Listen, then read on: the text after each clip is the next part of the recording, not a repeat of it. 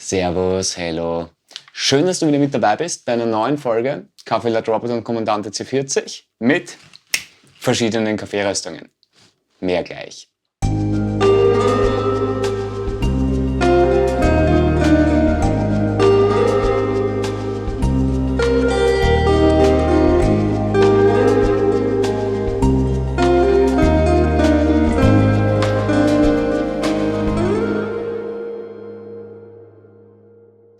So, für alle, die neu dabei sind, am besten schaut sich hier das erste Video an. Da habt ihr eine kurze Beschreibung, worum es geht, was ich mache, etc. etc.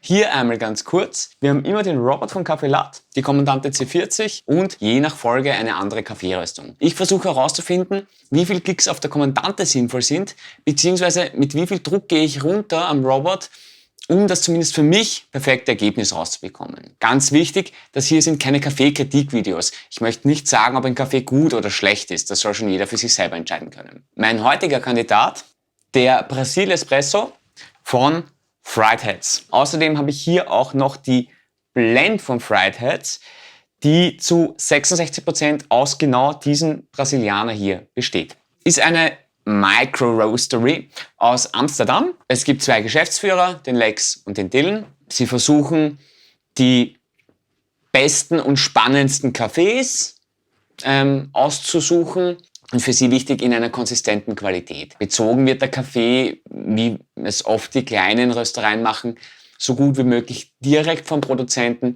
aber bei ihnen auch über vertrauensvolle Importeure. Was vertrauensvoll bedeuten soll. Was ich ganz cool finde, ist, dass sie auf ihrer Website schreiben, dass sie wissen, dass Nachhaltigkeit nicht einfach so machbar ist. Und sie sagen auch, sie wissen, sie machen es nicht perfekt, aber sie versuchen es halt so gut wie möglich und sind immer auch auf der Suche nach Verbesserung. Wo wir hier bei Verbesserung sind. Sie bieten fast alle Cafés in diesen Plastik... wie nennt man sowas überhaupt? Dosen? Sie hätten gerne, dass man es quasi refillt, ist aber vom Ausrauchen des Kaffees nicht so gut. Ich glaube nicht, dass viele Leute das refillen. Ist vielleicht ein netter Ansatz, ich glaube nicht, dass das funktioniert. Sie hätten gern, dass man es reused, refillt und dann am Ende recycelt. Ich glaube, die meisten Menschen werden es usen und wegwerfen. Die Blend kommt in so einem normalen Ding, was mir sympathischer ist, mit Aromaverschluss, mit einem Röstdatum drauf, finde ich super. Best before, 8 weeks from roast date. Fried Heads, no head. Das heißt heute mal ohne Haube. Nehmen wir das gleich zum Anlass. Wie gesagt, ich stelle heute den Brasil vor, weil aber auch sich eigentlich fast alles hier auf die Blend ummünzen lässt. Das Ganze ist ein 100% Arabica. Ein Single Estate. Die Farm, auf der der Kaffee angebaut wird, ist die Silio Boa Vista in der Region Montiguera de Minos. Der Produzent ist der Alessandro Alves Hervaz. Man kann auf der Website von Fried Heads dann noch ein bisschen mehr dazu lesen, auch Infos zu der Farm. Was nicht so unspannend ist, finde ich ganz cool. Prinzipiell ist die Website sehr gut, extrem einfach gestrickt, das finde ich angenehm. Man hat nicht das Gefühl, irgendwie man müsste 50.000 Sachen anklicken, um irgendwo hinzukommen. Die Varietät ist Muondo Novo und Red Cutaway und die Aufbereitung ist sonnengetrocknet bzw. natural fermentiert. Ah, interessant. Da hier steht dann eigentlich oben als Region Ferreras, Minas Gerais. Sie bieten auch noch an, sehe ich gerade, dass man die zurückschickt. Inwiefern das sehr sinnvoll ist, wage ich zu bezweifeln. Wegen dem ökologischen Fußabdruck und so. Geschmacksprofil, cremig, geröstete Haselnüsse und Milchschokolade. Ganz kurz die Blend. Schokolade, Haselnüsse, Kirsche. Wird wohl auf diesen Äthiopier, der hier zurückgehen.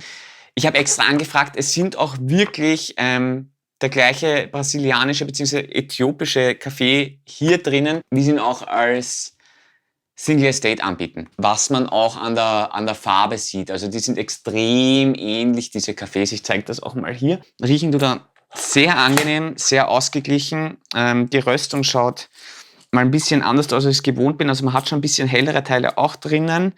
und dunklere, also nicht so ganz uniform geröstet. Das gleiche gilt übrigens auch für den... Das gleiche gilt übrigens auch für die Blend und so viel kann man verraten, auch geschmacklich sind sie sehr nahe beieinander. Also ein dominanter Kaffee der Brasil. Eine mitteldunkle Röstung, nicht zu hell.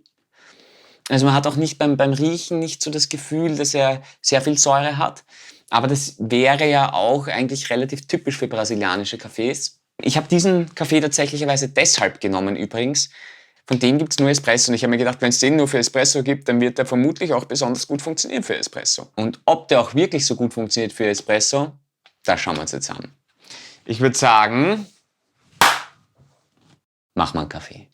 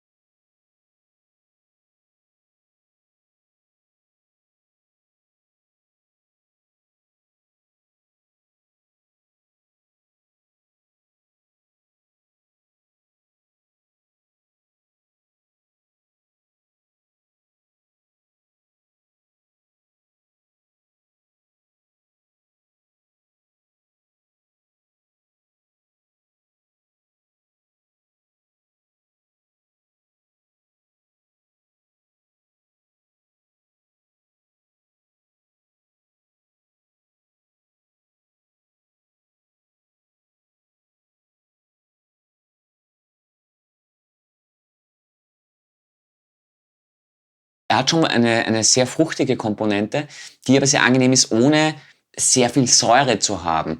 Also ich würde mal sagen, wenn man einen Kaffee möchte, der diese fruchtige Komponente hat, aber nicht dieses,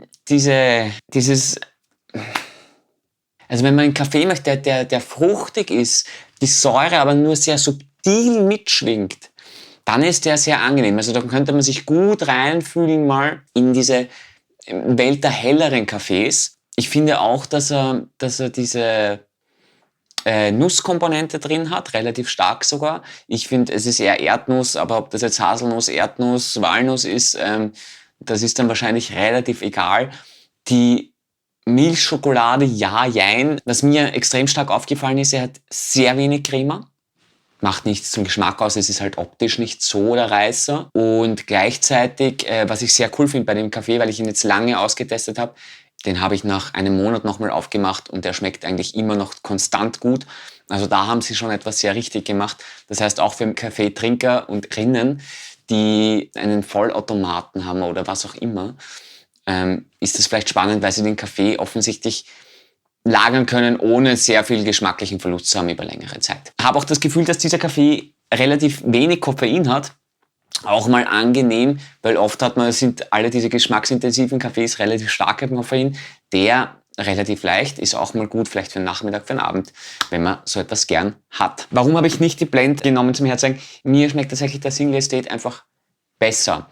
Ich finde, der ist konsistenter im Geschmack und hat auch ein bisschen eben weniger Säure. Wenn man mehr Säure will, dann kann man ganz getrost sich den nehmen. Ist von den Einstellungen mehr oder weniger 1:1 gleich. Und man hat eben nochmal so ein bisschen mehr Attack im Kaffee. Ich glaube, da kann man sich gut vorhandeln. Sagen wir mal, man möchte mal ausprobieren, ich hätte gern mal so ein bisschen was Interessanteres, nimmt man sich den. Und wenn man sagt, da traue ich mich noch einen Schritt weiter, nimmt man sich gleich mal die Blend. Und wenn man dann sagt, okay, ich möchte aufs Volle gehen, dann nimmt man sich vermutlich einfach den 100% Äthiopia. Ja, ich finde, dieser Kaffee hält eigentlich recht gut, was auf der Packung oben steht. Cremig steht oben, ja. Darüber lässt sich, glaube ich, streiten. Oder auch nicht. Kommen wir mal zu meinen Einstellungen. Ich habe 17 Gramm Kaffee und 63 Gramm Wasser. Auf der Kommandante habe ich 6 Gigs, das heißt, ich bin da ziemlich fein gegangen. Eigentlich nur 3 Sekunden Pre-Infusion und gehe dann bei 9 Bar durch. Bei der Blend alles genau gleich. Nur mache ich 10 Sekunden Pre-Infusion. Das ist der einzige Unterschied. Das heißt, man kann sich getrost beide Kaffees gleichzeitig kaufen und alle Einstellungen gleich lassen. Das ist ziemlich angenehm. Er ist ausgeglichen, finde ich, relativ oder sehr clean. Also das wäre das, was ich verstehe unter einer sauberen Tasse tatsächlicherweise. Ist jetzt vielleicht nicht der große Charakterkaffee, aber wie gesagt, zum Reinkommen in diese helleren Röstungen finde ich den ziemlich perfekt, ja, weil er haut nicht gleich aus die Batschel, sondern hat halt so ein bisschen eine Edge, aber nicht zu viel, schön fruchtig. Den Brazil bekommt ihr bei ihnen im Online-Shop für 9,30 €. Ich verlinke euch den unten in der Videobeschreibung, genauso wie den Robot und die C40. Und wenn euch das Ganze gefallen hat, dann lasst mir doch ein Like da, beziehungsweise drückt die Abo-Glocke. Dann verpasst ihr nicht das nächste Video nicht mit einer weiteren spannenden Kaffeeröstung. Ja, und das war's. Das heißt, ich kann jetzt wieder machen.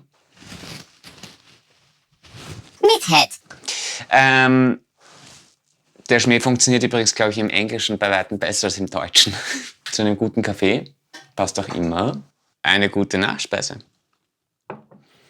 Entweder selbst gemacht oder vom Bäcker eures Vertrauens. In dem Fall ist das nichts Gebackenes. Also eher vom Koch eures Vertrauens. In diesem Sinne, ich wünsche euch was. Bis zum nächsten Mal. Tschüssi, Baba.